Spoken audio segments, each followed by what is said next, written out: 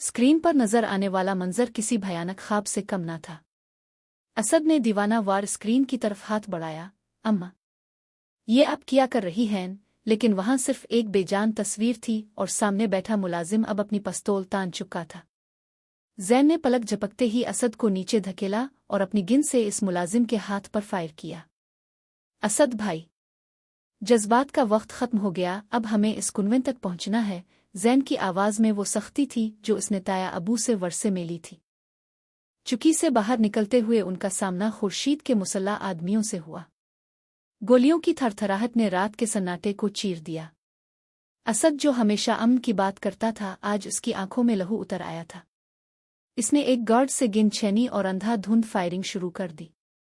जैन गाड़ी की तरफ भागा। भाई, वो लोकेशन ये पुरानी चुकी नहीं, ये तो हवेली का वही मतरूका हिस्सा है जिसे काला कुनवा कहा जाता है। गाड़ी एक बार फिर 140 की रफ्तार से सड़क पर दौड़ने लगी। मंजर बदलता है काले कुनवे की तरफ। मलाइका रस्सियों से बंधी कुनवे के दहाने पर लटक रही थी। ताई अम्मा खुर्शीद के पास खड़ी फातिहाना अंदाज में मुस्करा रही थी। खुर्शीद, 20 साल का बदला आज पूरा हुआ। इस लड़की का खात्मा इस जायदाद से मेरा आखिरी कांटा निकाल देगा, ताई अम्मा ने सर्द लहजे में कहा। खुर्शीद ने सिगार का धुआं अड़ाया। बेगम साहिबा, बदला मेरा पूरा हो रहा है, अब तो सिर्फ अपने गुनाहों पर पर्दा डाल रही है। मलाइका की आंखें अब आंसुओं से खुश्क हो चुकी थीं।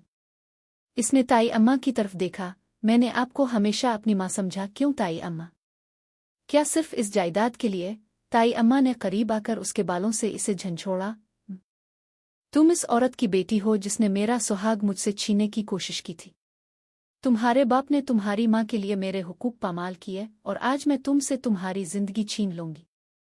गाड़ी कुनवन से कुछ फासले पर रुक गई। जैन ने असद को रोका। भाई, अगर हम सामने से गए तो वो रस्सी काट देंगे। हमें पीछे से आना होगा। वो दोनों साए की तरह झाड़ियों और पुरानी दीवारों का सहारा लेते हुए करीब पहुंचे।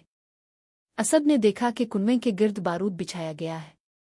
एक छोटी सी गलती और सब कुछ हुआ में उड़ जाएगा।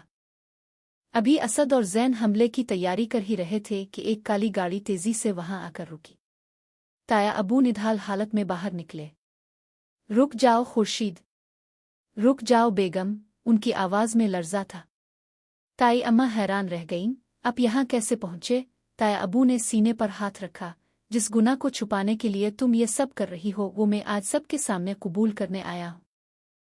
खुर्शीद ने कहकहा लगाया। बता दो साहिब, बता दो उन बेटों को कि मलाइका कोई यतीम नहीं बल्कि तुम्हारी अपनी बेटी है। और ये बेगम साहिबा जिसे तुम अपनी वफादार बीवी समझते हो, इसी ने 20 साल पहले मलाइका की मां को रास्ते से हटाया था।